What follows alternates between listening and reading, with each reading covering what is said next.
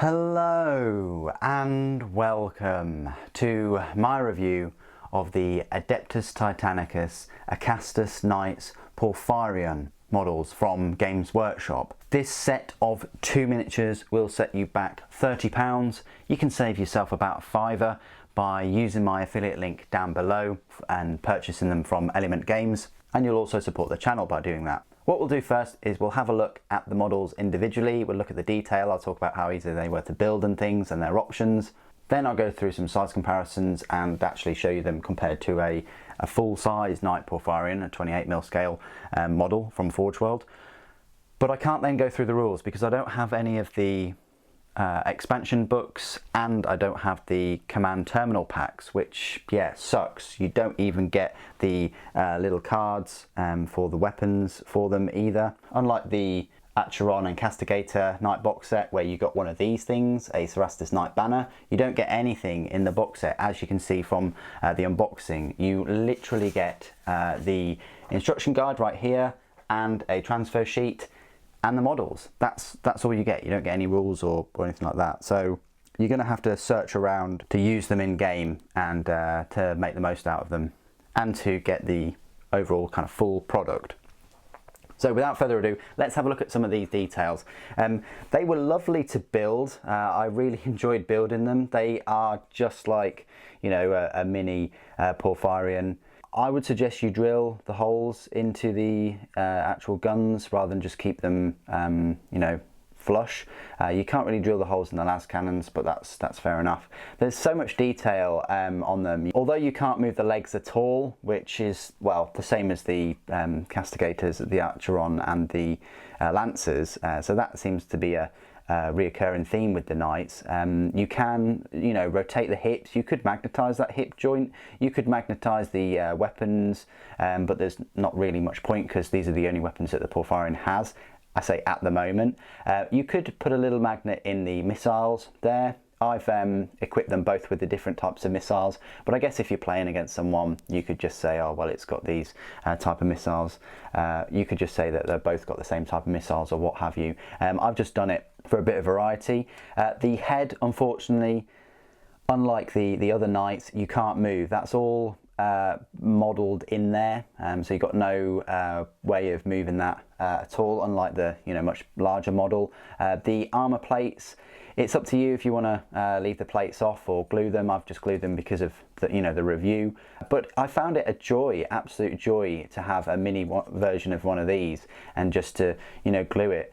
But like the larger model, I'd probably suggest you don't glue the armour plates on the legs and the rear and on the weapon, just so that you can get in there and paint the details. But this is the pose I've gone for this one. Firing all of those twin Magna las cannons forward, bracing and firing, lovely little pose. And then this one, I've kind of, it almost looks like he's going to move his left foot, but the feet are in exactly the same pose. You can't do anything like that. I've got his right weapon arm facing down, and then this one about to fire, and I've chosen the different missiles. Are they the Helios missiles? I can't really remember, to be fair. But likewise, all the armor plates and things are exactly the same between them. The only differences are the missiles, and I've actually equipped this one with the auto cannons instead of the las cannons. So spare parts wise, this is what you're going to be left with. You're going to be left with the, you know, the twins leftovers of the different missile pods. So you can have them both with these large missiles or with the smaller ones, and then likewise you're going to be left with the twin point defense weapons. So I've got two autocannons here because I only use two, but you could have both of them with the autocannons, and likewise I have two las cannons here because, again, I've used the two las cannons, but you could have both of them with las cannons. I only chose the autocannons and the different missile launchers because I wanted a bit of a variation between the two models, because they're in, you know, the legs are exactly the same. So it wasn't a rules-based decision, but if it was a rules-based decision, I would have had the higher strength missiles and the las cannons on both. My own Porphyrion has the las cannons as the point defense weapons. Autocannons are all right, you know, same range, but the las cannons, I mean, it's an anti-armor, vehicle anti-Titan knight. You want something with high strength, but I understand why you'd go for the autocannons if you wanted a bit of anti-personnel weaponry on there too. But anyway, they're the spare parts that you're going to be left with if you load them out the same as I have. Okay, on to my favourite part of these reviews. I'm very biased, but that will be the size comparison. So we'll start off with, I say, the smallest knight. These are so cute, aren't they? Oh, I love the Adeptus Titanicus range. So this is just your normal Questoris chassis knight. It's got a Thunderstrike gauntlet on him, and a thermal cannon, and the missile launcher on the carapace, and a melter gun actually on the point defense. So pretty cool, but that's where the Porphyrion stands up.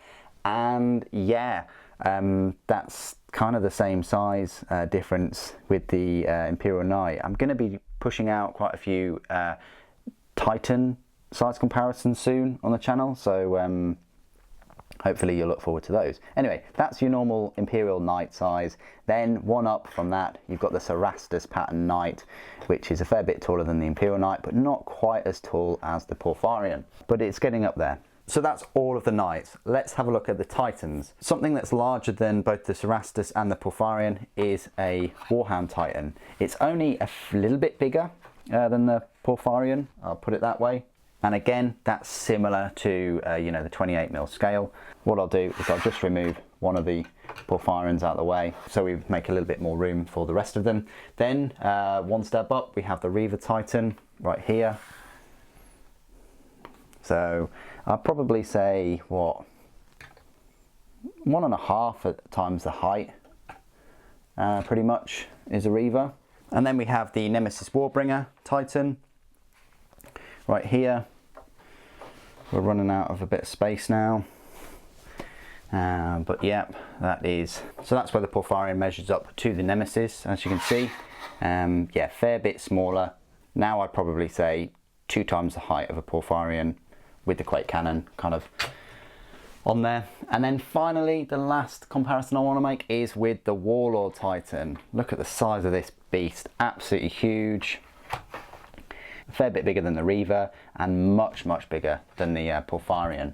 And I can confirm this is pretty much the right height, easily over 2 times the height of a Porphyrion. So there you go, that's where these Knight Porphyrions measure up compared to currently the largest Adeptus Titanicus model. I live in hope every day that we will get an Emperor class Imperator Titan. That would be amazing, but you know, at the moment the Warlord is the largest that we've got going. The Porphyrions come up to probably almost the waist. And the final comparisons I'd like to make are just with the normal Warhammer 40k miniatures. So I've got a Legacy Space Marine here, a Primaris, and then Sly Marbo. So as you can see, you know, if you've got a Space Marine army, these Porphyrions are going to be a fair bit taller, probably double.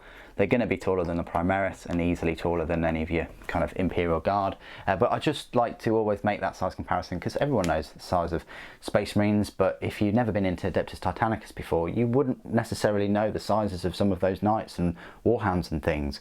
Whereas looking at it this way, if you were to get a Porphyrion, it is, you know, sort of twice the height of a Space Marine. And the very last size comparison I'd like to make is with the Knight Porphyrion. As you can see, they're 1/200th of a scale, so that gives you an idea of just how big these Porphyrions are, you know, in the 28mm scale. I mean, you know, there's a Space Marine as we've just seen before, but yeah, lots of attention to detail. The Adeptus Titanicus Porphyrions are as close to the full kit as they possibly can be, but in plastic.